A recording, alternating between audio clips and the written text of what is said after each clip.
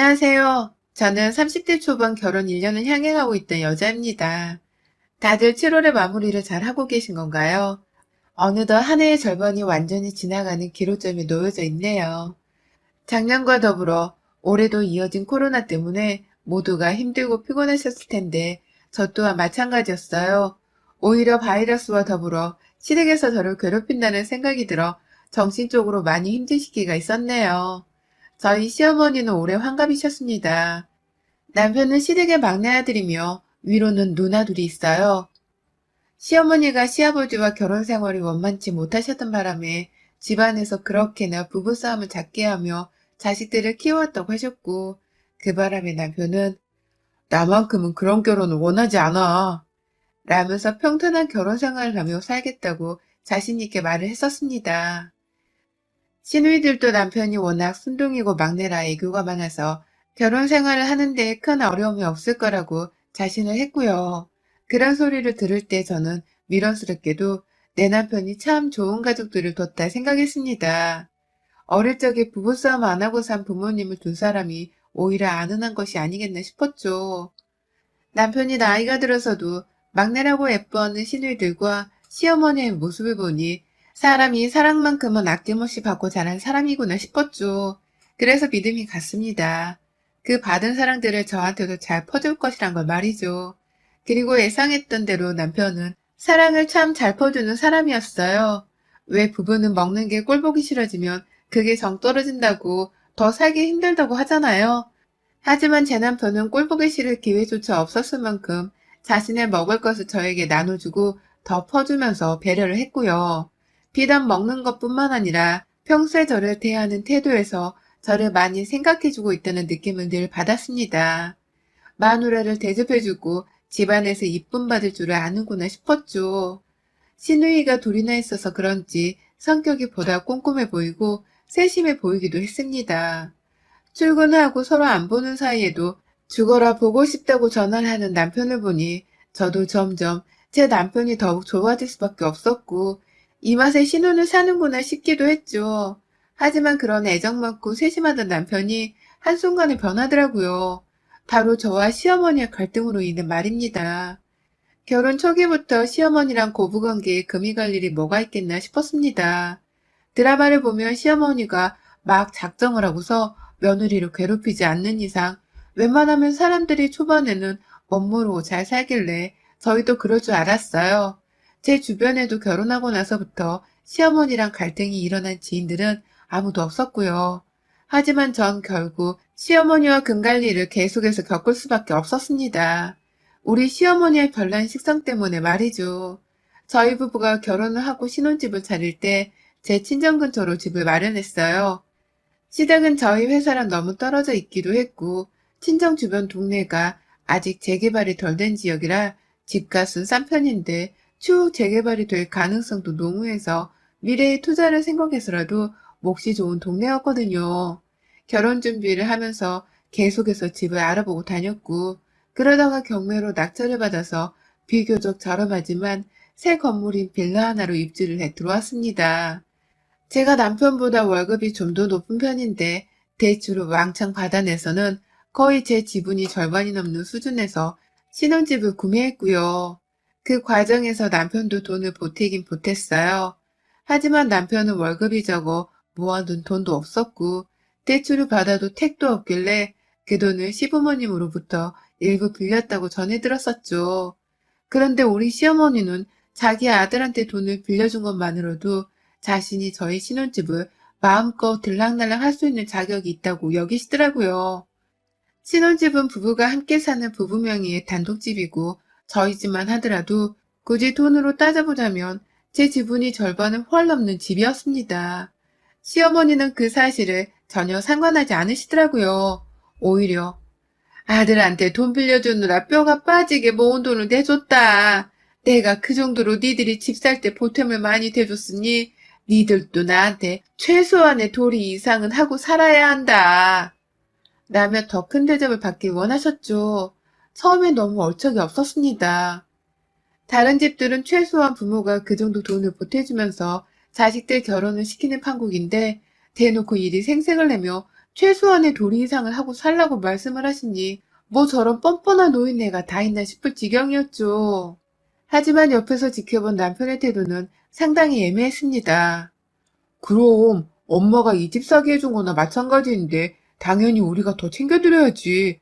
엄마 없었으면 이 사람도 절대 자기가 가진 돈으로 이 집 못 샀어.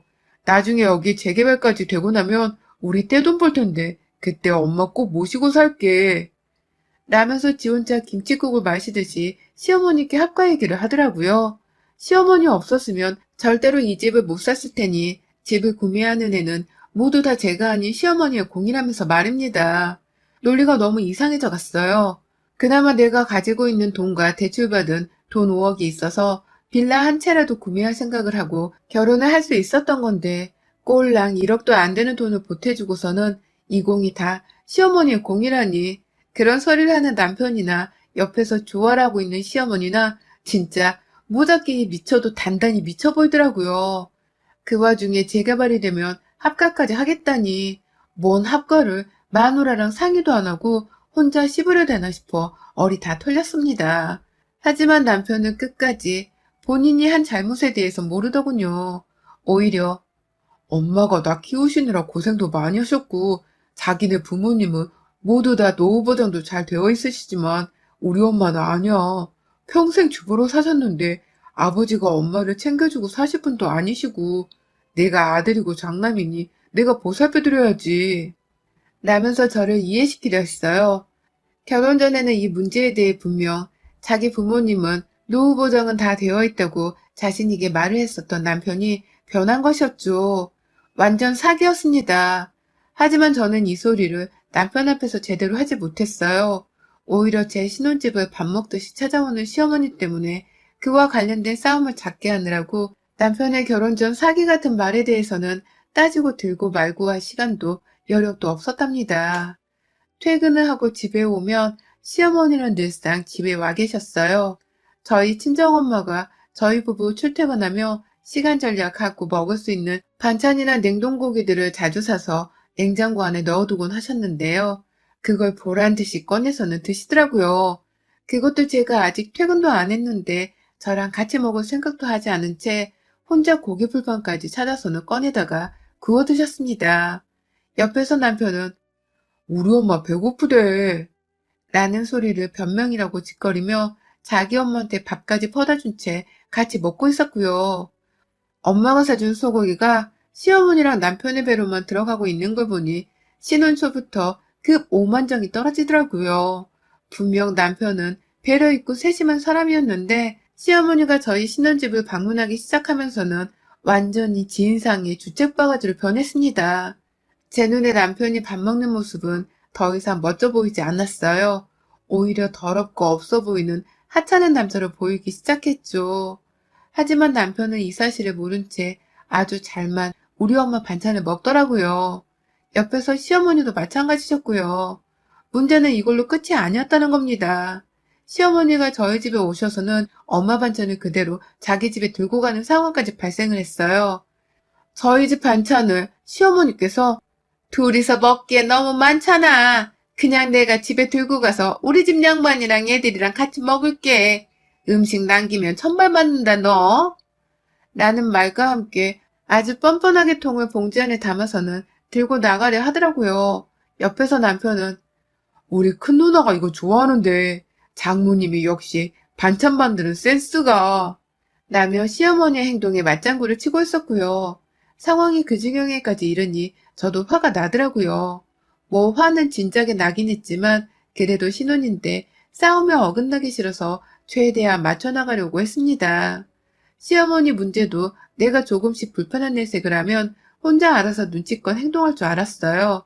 우리 집도 그만 오고 집 구매하는 데 보태줬단 개소리도 그만할 줄 알았거든요. 그런데 자기 집에 살고 있는 결혼하는 시누이들 목까지 챙겨야겠다면서 우리 집 냉장고 안에 우리 엄마 반찬통들을 죄다 뺏어가는 시어머니의 모습을 보니 이건 진짜 그지 새끼랑 결혼했다고 해도 이상할 게 없어 보였습니다. 이러다 나중에 시누이들까지 합세를 해서 우리 집에 밥 처먹으러 오는 게 아닌가 싶더라고요. 하다못해 나이 들어서는 저희 부부 손에 요양보호를 바랄 수도 있겠다 싶었고요. 그래서 몇 번 참다 말고 또다시 엄마 반찬통을 가져가려 하는 시어머니께 물었죠.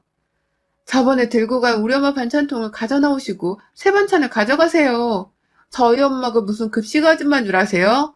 남이 시간 쏟아 만든 반찬을 공짜로 가져갈 거면 뭐라도 고맙다고 작은 과일 몇 개를 사오던가. 하다못해 반찬통 정도는 도로 씻어서 곱게 들고 와야 하는 게 기본 아니에요? 하, 진짜 이건 뭐 반찬 하나 살 돈도 없는 사람들을 구제해주는 것도 아니고 말이야. 라고 말입니다. 일부러 싸가지 없는 표정이란 표정은 다 지어 보이면서 시어머니를 굉장히 불쌍하지만 연민은 느껴지지 않는 하찮은 존재라는 듯이 꼬라봤습니다. 우리 집 냉장고에서 반찬을 빼내고 있던 시어머니의 위아래를 훑으면서 가지가지 한다. 라며 혼잣말로 중얼거리다가 옆에서 토끼 눈을 뜨고 저를 바라보고 있던 남편도 함께 째려봤습니다. 뭘 봐. 생각이 있으면 자식인 네가 나서서 그만하시라고, 그만 오시라고 말을 해야 하는 거 아니야? 내가 니네 엄마 모시자고 이 결혼을 한 줄 알아? 너 정말 그렇게 생각한 거니? 만약 내가 니네 엄마랑 누나들 반찬거리까지 챙겨주고 살아야 한다 생각한 거면 당장 이혼해. 더는 너네 집 사람들이랑 못 살아. 재산분을 칼같이 하고 나 그냥은 못 헤어지니까 니네 엄마한테 위자료 청구 소송은 한다. 나도 차라리 이혼하고 근사한 오피스텔에서 혼자 사는 게 이거보단 100번, 1000번 낫겠다. 라고 속사포처럼 속마음을 뱉었습니다. 이혼하자고 말해주면 바로 이혼소송까지 걸어버릴 마음이었어요. 신혼집에 매일같이 찾아와서 반찬통을 가져갔다는 사실만으로 소송이 승소할란가는 모르겠었지만 겁지기용으로는 딱이겠다 싶었죠. 그리고 이런 저의 의도가 먹혔는지 남편은 순간 이혼 얘기가 나올 줄은 몰랐다며 퍽 당황하더라고요. 그러더니만 황급히 어머님을 집으로 돌려보내려 했죠. 시어머니는 들고 있던 반찬통을 내려놓더니 니네 엄마 반찬통을 가져다 주면 될 거 아니냐. 겨우 반찬 몇 개로 더럽게 생색이네. 라면서 궁시렁거리며 집을 나가셨어요. 거의 남편한테 등 떠밀려서는 억지로 나가신 것과 다름이 없었죠. 둘이서 남겨진 신혼집 안에서 남편은 여전히 충격이라는 듯이 저를 붙잡고 말을 못하더니만 첫마디가 정말 이혼을 생각하는 건 아니지? 라더군요. 자기 엄마랑 그 진상을 신혼집에서 떨어놓고도 제가 절대로 자기랑 이혼만큼은 하지 않을 거라 굳게 믿고 있었던 것처럼 보였습니다. 아주 가지가지 하는 놈이었죠. 내가 왜 이혼을 생각 안 해? 이 지경으로 신혼집을 망쳐놓고 내가 왜 너 같은 놈이랑 더 살아야 해? 내가 능력이 없어 뭐가 딸려? 네가 보태준 돈 1억 없어도 나 서울 안에서 오피스텔 정도는 충분히 혼자 사서 살 수 있어. 너 같은 거 거둬준 것만으로도 감지덕지인데 내가 왜 니네 엄마 목구멍으로 들어가는 음식에 니네 누나들 먹을 반찬까지 갖다 바치고 살아야 하냐고. 왜 니네 엄마는 그걸 고마울 줄 모르고 매번 당연스레 가져가는 거야? 라면서 또다시 속사포로 뱉어내며 불만을 표현했죠. 제가 한참 불만을 얘기하니 남편은 결국 고개를 떨구며 전혀 생각을 못했다고 하더라고요. 제가 늘 똥 씹은 표정을 짓길래 오히려 자기 엄마한테 며느리답게 고분거리지 못하는 모습이 열불이 나서 더욱 자기 엄마를 신혼집에 데려왔다고 하더라고요.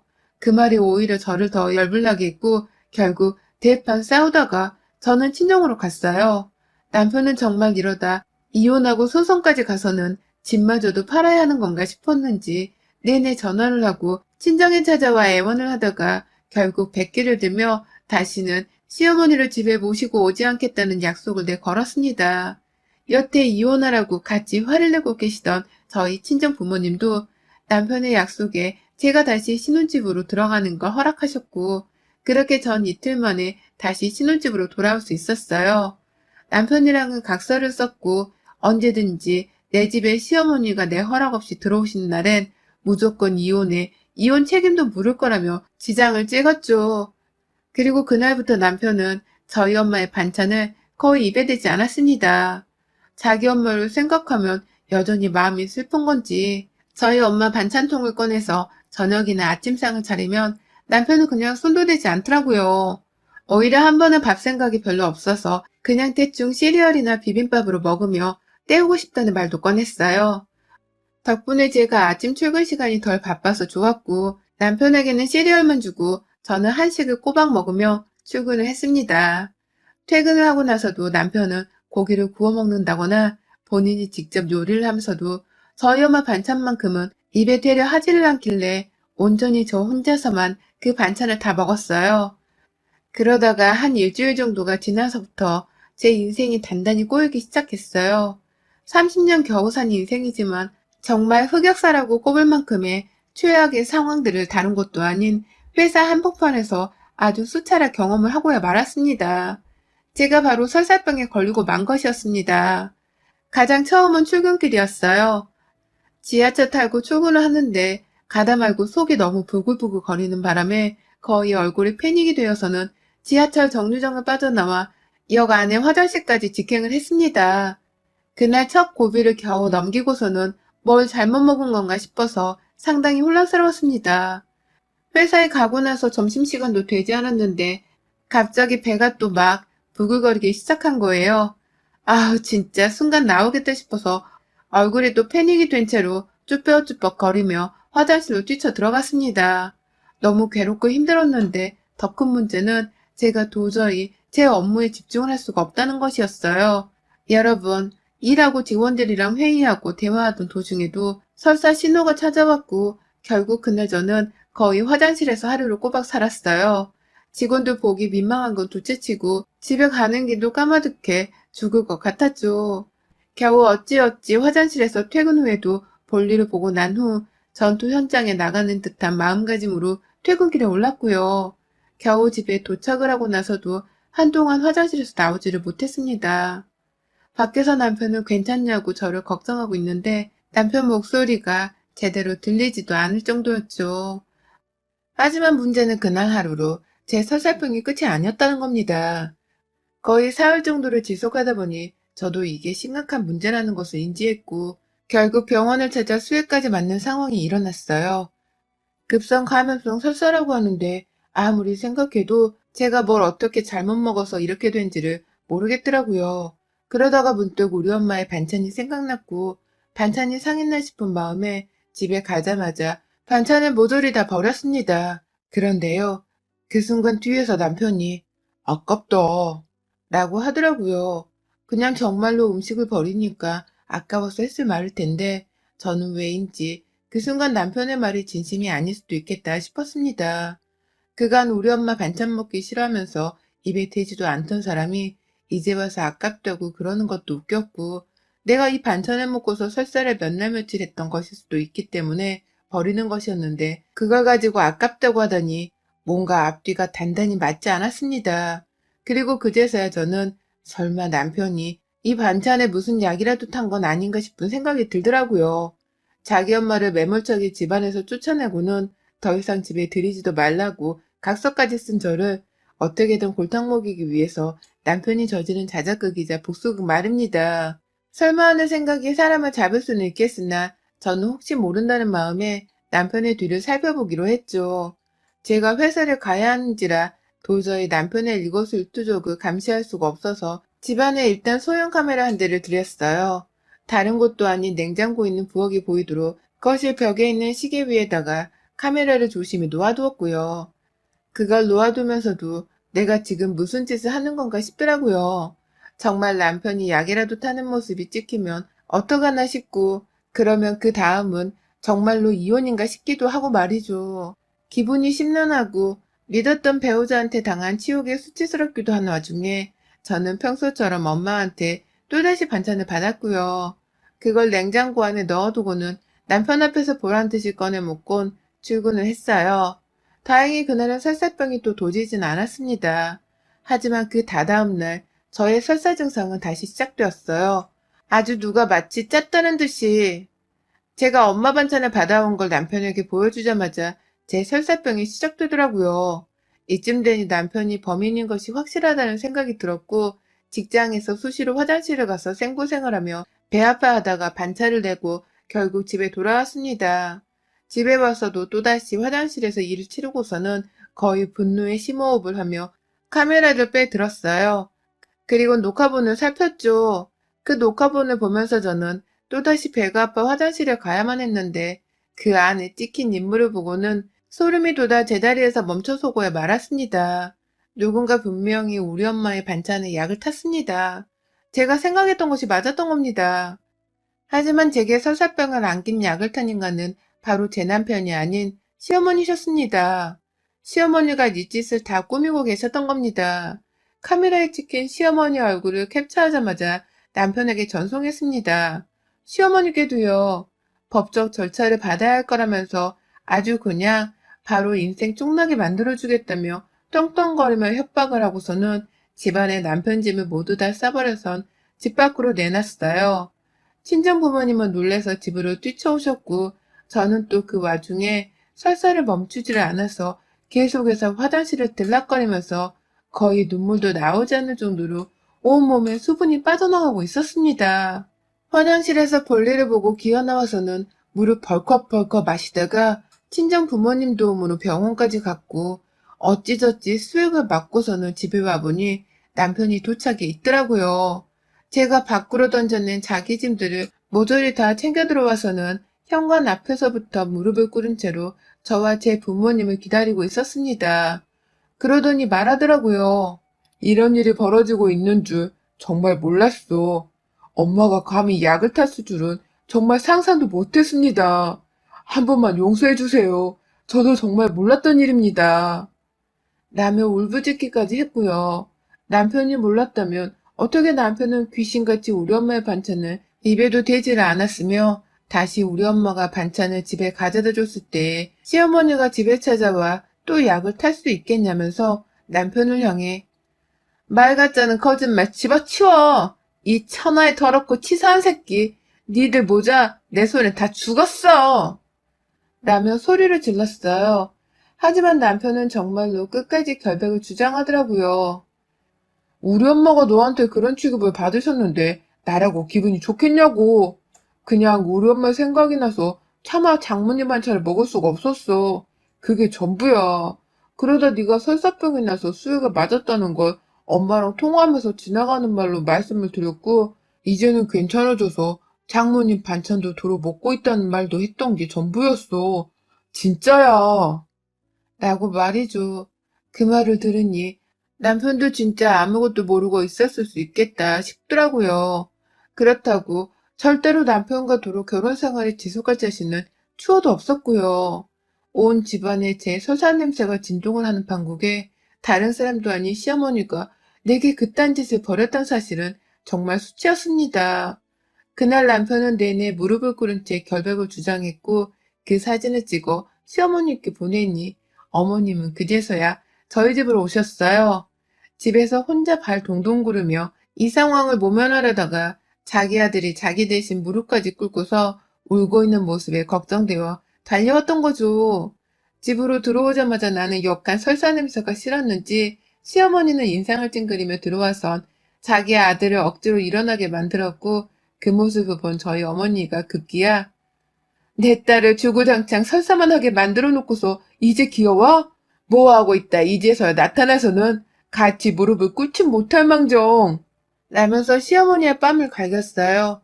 졸지에 시어머니는 아들내미를 일으켜 세우려다가 뺨을 맞고 바닥에 주저앉아 버리셨죠. 거의 날라차기를 당한 것과 마찬가지였습니다. 급기야 그 상황에서 아버지는 말리기는커녕 너도 한번 먹어봐. 라면서 냉장고에서 저희 엄마 반찬통 하나를 꺼내더니만 그걸 손으로 집어 시어머니의 입에 집어 넣어버리셨어요. 졸지에 저하고 남편이 나서서 친정 아버지를 말려야 하는 극한의 상황에 맞닥뜨린 것이었죠. 하지만 결국 시어머니는 아버지 손에 담긴 음식을 입안에서 침이라도 삼킬 수밖에 없었고 몇 번 숨을 못 쉬겠다며 오른손으로 바닥을 치다가 겨우 아버지 손에서 빠져나오셨습니다. 그 바람에 남편은 자기도 면목이 없다면서 시어머니 걱정을 대놓고 하지는 못한 채 저희 가족한테 사과만 더하다가 자기 짐들을 모조리 챙겨서는 집을 나갔어요. 자신의 결벽을 믿어주지 않는 제 모습에 진이 빠지기도 했고 더 있다가는 자기 엄마가 더 큰 봉변을 당할 수도 있겠다 싶어서 일단 후퇴를 한 것이었죠. 그리고 전 그 길로 우리 집 현관 비번을 모두 변경한 후 곧장 집을 내놨습니다. 남편과는 이혼소송으로 가기로 했고 그간의 설사로 인한 병원을 찾았던 진단서와 더불어 엄마 반찬들을 다 정밀검사까지 의뢰해서는 설사약을 탄 시어머니의 진상을 증거로 남겨 시어머니를 상대로 한 위자료 소송도 걸었어요. 집을 팔고서 난 돈으로 절대 남편에게 먼저 주지도 않은 채 소송의 결과가 나올 때까지 제가 가지고 있기로 했고, 그 바람에 남편은 결혼한다고 돈을 쓰느라 가진 돈이 없었음에도 불구하고 제 소송에 어떻게든 자기 엄마를 지켜야겠다며 변호사를 선임하긴 했더라고요. 그마저도 얼마 못 가 돈이 없다며 합의를 요구해왔고요. 하지만 전 끝까지 소송으로 가서 시어머니를 제대로 엿먹여주기로 했습니다. 절대로 합의고 뭐고 봐주지 않겠다 다짐을 한 것이죠. 그리고 전 결국 결혼 1년이 채 되지를 않아 이혼녀가 되었고, 시모와 남편으로부터 위자료를 모두 받아낸 후에야 완전히 싱글이 되었어요. 집 팔고 남은 돈 중 일부 푼돈만 남편에게 쥐어줬고, 저는 당당히 저 혼자 살 스튜디오 하나를 구해서 보란듯이 싱글 라이프를 시작했습니다. 이제는 더 이상 설사병에 걸려 회사에서 괴로워할 일이 없어졌어요. 아직도 음식을 보면 설마 설사약이 타 있는 건 아니겠지 싶은 불안감이 엄습해 오긴 하지만, 시어머니와 영영 이별을 했기 때문에 밥은 잘 먹고 다닙니다. 시어머니 하나 잘못 만나서는 제 몸뚱이가 제대로 고생을 했던 생각이 들어 요즘은 영양식으로 가득 챙겨주고 있답니다. 여러분의 생각은 댓글로 남겨주세요. 오늘도 시청해주셔서 정말 감사합니다.